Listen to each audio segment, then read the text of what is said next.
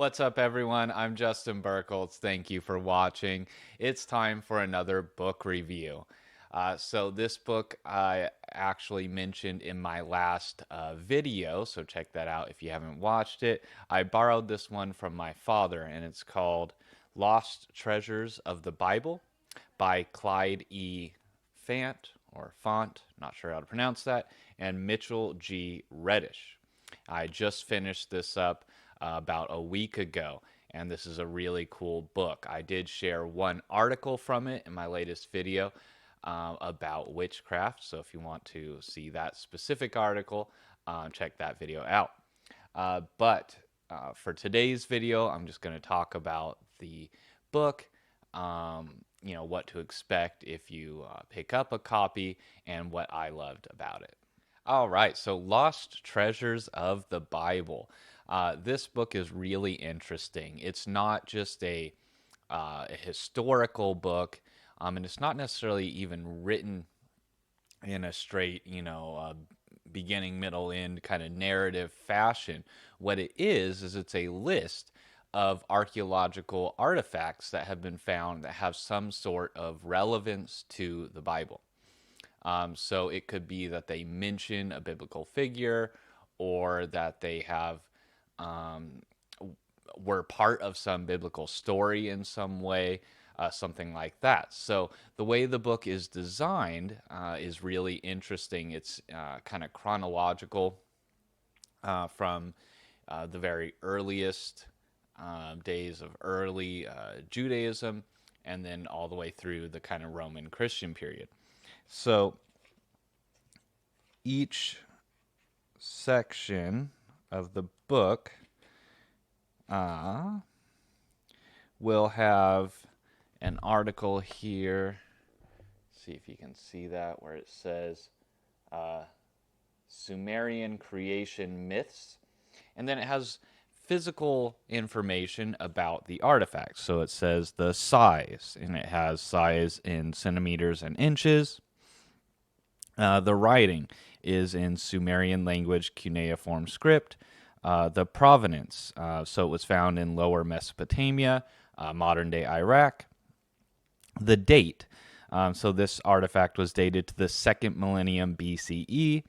The present location. So this is what one of the things that's really cool about this book is it tells you exactly where to go to see these artifacts if you actually want to go to a museum and see it for yourself. And so for these Sumerian creation myths, it says their present location is in the Louvre, room 3, ground floor, Richelieu wing, section 3. And then it provides the identification numbers for the artifacts as well. So this article discusses 1, 2, 3, 4, 5 artifacts, and it gives their numbers there. So that's just the intro section there, the little section it has where it lists the physical information, kind of facts about the artifact. And then right after that, it discusses its historical significance. It has a picture of the artifact there, just black and white for most of the pictures. It has a small section in the middle with some color photographs. You can see the processional wall of Babylon there, and some other color photos, but it only has a few color photos. Most are black and white. And then each article has the biblical significance as well. So it'll have a section, let's see if I can show you here, at the top there. You can see where it says biblical significance, and then it'll describe how that artifact is significant to the Bible. And it has quite a few artifacts in here. Let me see if it has a number. Looks like 124 artifacts from what I could see. And like I said, it's broken up into different time periods. So if you look at the table of contents here, It will say creation and flood stories at the top there. So it starts at the beginning of time, according to ancient Mesopotamian, Sumerian, and biblical myths. So it has the Enuma Elish, the Sumerian epic of creation, other Sumerian creation myths, Sumerian king list, the epic of Gilgamesh, the epic of Atrahasis, etc. And then it goes into very early finds in early Judaism. So it has Egyptian finds, Assyrian finds, Philistine, Canaanite, etc. And then it goes into the period of the Jewish monarchy, and it has a whole bunch of artifacts from that time period. Then the Babylonian exile, the Persian period, Hellenistic period, and then the Roman period. It has a ton of stuff from the Roman period as well. And then it even has a little section at the back that are even more ancient biblical texts. And that's where you can find the article on the Silver Scroll amulets, or the Kedef Hinnom amulets that I spoke about in my last video, which are actually the oldest biblical manuscripts that have ever been found. They contain a portion of the Book of Numbers, or what would eventually become the Book of Numbers. They actually predate that book. And it has a couple of articles on biblical manuscripts, other biblical manuscripts. So it has the Aleppo Codex, the Dead Sea Scrolls, and other finds in there as well. So this book is so cool if you want to learn what actual evidence we have to back up the stories in the Bible, what figures we actually have some kind of archaeological evidence to, say this person actually existed and they existed at this time, and, how that archaeological evidence corroborates the Bible. And it's written from a very academic point of view, so it's not an apologist book. It's not just twisting facts to kind of make everything in the Bible seem literally exactly perfectly true. So every once in a while you will see the authors note something like, well, the biblical author probably mistook this for this person and got this name wrong. So that's why this doesn't line up to the historical facts that we have. Or they'll say, oh, maybe they were trying to create this kind of message, so they altered this story a little bit or whatever. But they are certainly not anti-religious or anything like that either. They're not out here to disprove the Bible. They really do want to encourage people to go see the actual artifacts themselves, and so that's why they list their actual physical location and artifact numbers, so you can easily go find them in museums.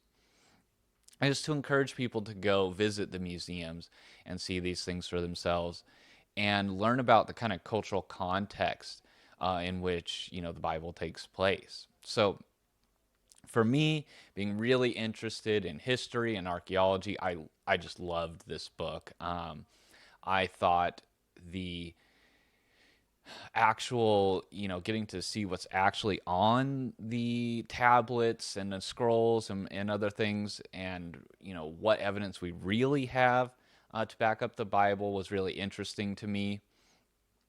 I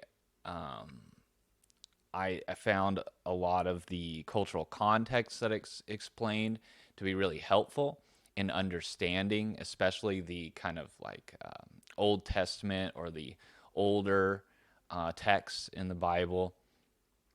It gave a lot of interesting context for what was going on in the region at that time, how other religions and other kings acted at that time. And it really gives you a good picture of how the ancient Jewish people were unique in the area and at the time. Even though they were surrounded by the Egyptians and the Babylonians and the Assyrians and the Hittites and the Elamites and all these people, which you will get to learn about if you read the book, they had their own very unique thing going on. And you can really see that when you look at the actual artifacts and the archaeological evidence that we have. So, overall, I think if you want to learn more about the facts we have to support the stories in the Bible and the evidence we have to actually prove, some of the stories and some of the uh, people and the patriarchs and these things that those people existed and that these things did happen. If you want to learn about that kind of thing, this is an awesome book. If you want to know how to find the awesome artifacts and which museums to go to, and what the historical and biblical significance of those artifacts is, this is a great book for that as well. If you want to better understand the cultural context of the Bible, especially, like I said, the kind of Old Testament, early Jewish period Bible or early books in the Bible, this is awesome for that as well. If you want to learn about biblical manuscripts and the earliest ones and most complete ones that we have, once again, awesome book. So I really do highly recommend this if you're interested in history or archaeology or the actual truth and facts that we have to support the Bible. Is going to be a really awesome resource for you. So highly recommend this one. I'm glad I picked it up from my father last time I was visiting there. I'm sadly will have to give this back, but I'll probably pick up a copy for myself because I really want this as a reference text in the future. It just has so many cool articles about every cool find ever, basically, that's related to the Bible. So if you're interested in that kind of thing, check it out. Lost Treasures of the Bible by Clyde E. Fant and Mitchell G. Reddish. All right, that's it for today. Thanks again for watching. If you like this video, you want to see more book reviews, make sure to hit subscribe if you hadn't, hit the like button, and maybe leave me a comment or something as well. Let me know that you like the video. I have just acquired several more books, very similar to this one, about archaeological finds and their significance, how they were found, all that kind of stuff. So I'm sure I will be talking a lot more about archaeology and books on archaeology this year. So if you're interested in that kind of thing, definitely subscribe and hit the little notification bell so you don't miss any of the other upcoming content. If you want to support my work, I have a couple of books of my own published, so you can see those here, Foundations and Luna. Those are available for sale in the links below. Or I do have a Patreon. If you want to support me that way, I would really appreciate that. All right, I'll see you guys soon.